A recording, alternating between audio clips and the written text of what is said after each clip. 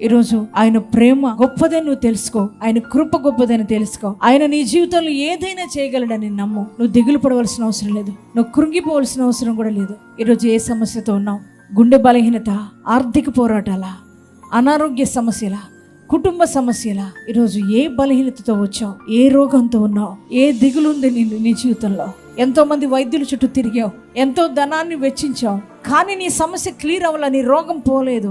కృంగిపోయి ఉన్నావేమో, దిగులుతో ఉన్నావేమో. ఖచ్చితంగా నా దేవుడు ఆయన బ్రతికి ఉన్న దేవుడు, మనం ఆరాధిస్తున్న దేవుడు సజీవుడైన దేవుడు. ఆయన సమాధిలో ఉన్నవాడు కాదు. నేను మన పాప శాపాల కోసం కలువరి శిలువలో యాగమై రక్తం కార్చి ఆయన మరణించి సమాధి చేయబడి 3వ దినమున పునరుద్ధానుడై తిరిగి లేచిన దేవుడు మనం ఆరాధిస్తున్న యేసయ్య. ఆయన బ్రతికే ఉన్నాడు, ఆయన మన మధ్య సంచరిస్తున్నాడు. ఎందుకో తెలుసా? నీ జీవితంలో మేలు చేయాలని, నీ జీవితంలో అద్భుతం చేయాలని, నీ జీవితాన్ని కట్టాలని, నీకు నెమ్మదినివ్వాలని, నీకున్న ఆర్థిక పోరాటాలు, అప్పుల కాడి నుంచి విడుదలనిచ్చి నీకు సమృద్ధినివ్వాలని నా దేవుడు ఆశిస్తున్నాడు.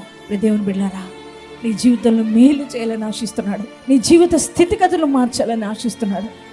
అందుకే నువ్వు కృంగిపోవద్దు, దిగులుతో ఉండొద్దు, నువ్వు విశ్వసించు, ఆయన నమ్ము. అంతే, ఆయన నమ్మితే చాలు. నీ జీవితంలో గొప్ప కార్యాలు ఆయన చేయడానికి శక్తిమంతుడైన దేవుడు మనం ఆరాధిస్తున్న దేవుడు.